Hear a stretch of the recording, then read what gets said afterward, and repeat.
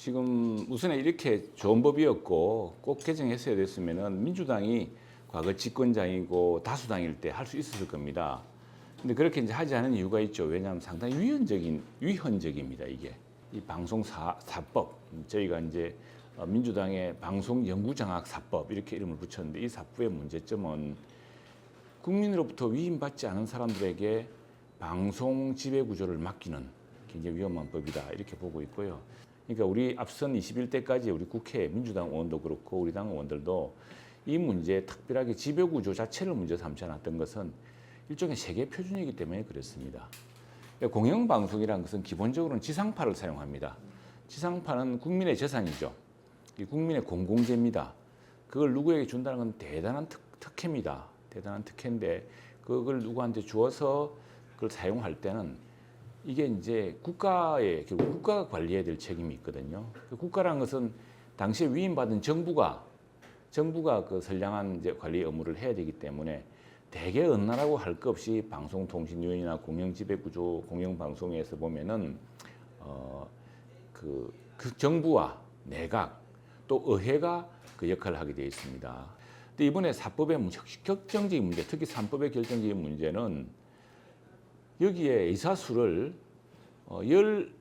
MBC, KBS 12명, BBC랑 숫자가 비슷합니다. 12명을 21명을 늘렸습니다. MBC, EBS는 9명인데 이걸 21명을 늘렸습니다. 갑자기 늘어났죠. 그래서 이걸 이제 정치권으로부터 떼어놓겠다라는 명분입니다. 정치권이라는 것이 여러 가지 비판받을 점이 많지만 대의 정치로 구성된 겁니다. 민주주의 선거로 구성된 정당과 정부 여당이 또 정부가 이 선량한 관리자의 책임을 다해서 공영방송을 공정하게 관리하려고 만든 구조거든요. 그런데 지금은 어쨌든 여야가 국민의 뜻에 따라서 이렇게 또 전문가들의 의견을 구해서 이렇게 이제 구성하게 되어 있는데 이 21명 중에 국회가 추천하는 비중은 5명으로 줄어듭니다. 16명을 누구로 임명하냐면 16명이 방송 종사자입니다. 그리고 현업 방송국에 있는 PD, 기자, 기술직, 또 방송국에 상당한 이해관계를 갖고 있는 이 미디어 학회. 근데 미디어 학회에는 벌써 말이 많습니다. 어느 미디어 학회 굉장히 많습니다. 어느 미디어 학회 누구를 어떻게 지명할 것인가 대표성의 문제가 있는 것이죠. 또 하나는 어디냐면은 시청자위원회. 그래서 지금 16명은 어떻게 구성하냐면은 방송의 현업 종사자, 그러니까 말하자면 공영방송의 피고용인들입니다. 피고용인들 중에 6명, 기자 2명, PD 2명, 기술직 2명. 그다음에 학회에서 6명. 그 지역 방송 관련 학회와 뭐 이렇게 2명인데, 그다음에 시청자위원회 4명. 그래서 모두 16명이거든요. 시청자위원회는 이게 남녀 성비를 균형히 한다. 그 말고는 아무 기준이 없습니다. 그럼 시청자위원회는 누가 시청자위원회를 뽑았습니까? 그래서 이 국민이 위임한 국회가 임명하거나 이런 사람들은 5명으로 줄고 방송 종사자, 그러니까 방송 특수 이해관계자들입니다. 이 중에 특별히 현업 기자, 방송의 기자, PD 또 기술인 연합회는 지금 우리 공영방송 특히 MBC 같은 데 보면은 KBS도 그렇습니다만 일노조 말하자면은 민노총 산하 방송노조가 압도적입니다. 지금 재판 중인 사건의 공소장에 보면은 거의 MBC 같은 경우에 보도 간부와 보도국의 95% 거의 100% 가까이가 민노총 산하 방송노조입니다. 이 사람들이 다 장악하는 겁니다. 그리고 MBC 같은 경우 방송노조에 보면은 이게 지금 노동법 위반으로 재판을 받고 있는 사안인데 여기 자료가 다 있습니다. 보시면은 이 사람들이 다 들어가는 거예요, 결국에는.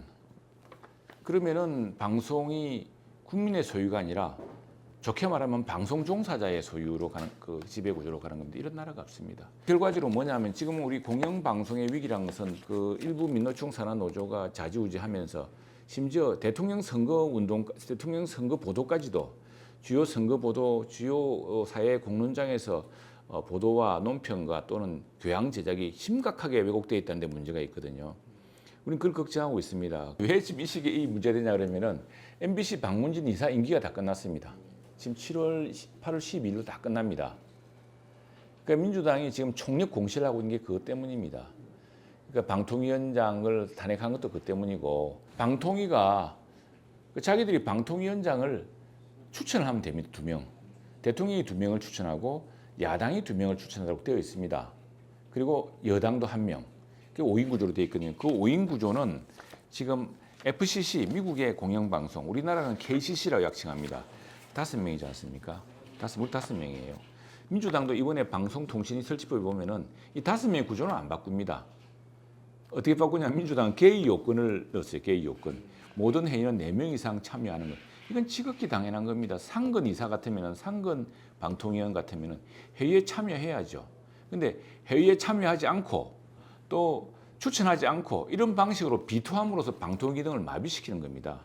근데 방통 기능이 마비되면은 MBC 방문진 이사를 선임할 수가 없습니다. 선임하지 못하면은 현재 MBC 방문진 이사들이 그대로 임기를 넘어서서 무한할 수가 있습니다.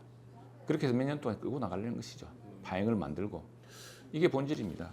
근데 이 역작용이 뭐냐면은 방통위는 MBC 방문진 이사만 결정하는 곳이 아닙니다. 공영방송 이사를 선임하는 절차를 진행하는 곳이 아닙니다. 그건 아주 일부 기능이고, 지금 제일 큰 게 인앱 결제. 우리 그 정보통신업계에 아주 여러 가지 큰 이해관계를 걸린 인앱 결제 문제. 다음에 또 하나는 단통법. 이 사람들이 통신료와 결정적인 영향을 미치고 있지 않습니까? 이런 것도 결정해 줘야 되는데, 지금 뭐 민주당의 그 방문진에 대한 아득한 미련 때문에 이걸 못하고 있게 된 거죠. 지금 이 헌법의 구조가 우리가 이 87년 헌법 아닙니까? 87년 헌법이 87년에 민주대항쟁으로 만든 법이거든요. 그때 보면은 헌법 53조에 다 있습니다. 국회는 의결하면은 정부로 송부하고 정부는 어떻게 한다는 절차가 있는데, 53조 2항은 대통령이 재의결을 요청할 수 있게 되어 있습니다. 그건 아니고 53조의 4항은 그럴 경우에 국회는 제적 과반 이상의 출석으로 출석 3분의 2 이상으로 재의결을 해야 된다고 되어 있습니다. 이게 무슨 이야기인가 하니까 민주당이 단순 다수결이라고 다 할 수 있는 게 아닙니다. 우리 헌법의 구조가 이렇게 크게 사회적 쟁점이 되고 국민들이 이 문제로 분열할 수도 있고 또 입법권과 행정권이 크게 충돌하게 될 경우에는 국회가 3분의 2 이상의 압도적인 다수의 표결로 그 문제를 협치를 해라는 이야기입니다. 그래서 어차피 지금 민주당이 다 할 수 있는 게 아닙니다. 대통령이 거부권을 하는 게 아니고요. 대통령은 이 사회적 큰 쟁점에 또 여야 간의 큰 쟁점에 대해서 행정권과 입법권의 충돌 시기에 그 문제를 절충할 권한을 국회에 다시 한 번 더 재의결을 요구하고, 이게 영어로 하면 리컨시더, 다시 생각해 보라는 거고, 오버라이드입니다. 비토라는 것은 이건 아주 그 대통령의 이런 재의결 요구라든가 국회 내에서 재의결할 수 있는 이런 권한에 대해서 마치 대통령이 뭐 자의적으로 무엇이 거부하는 것처럼 하는 인상을 주려고 하는 건데 그렇지가 않고요.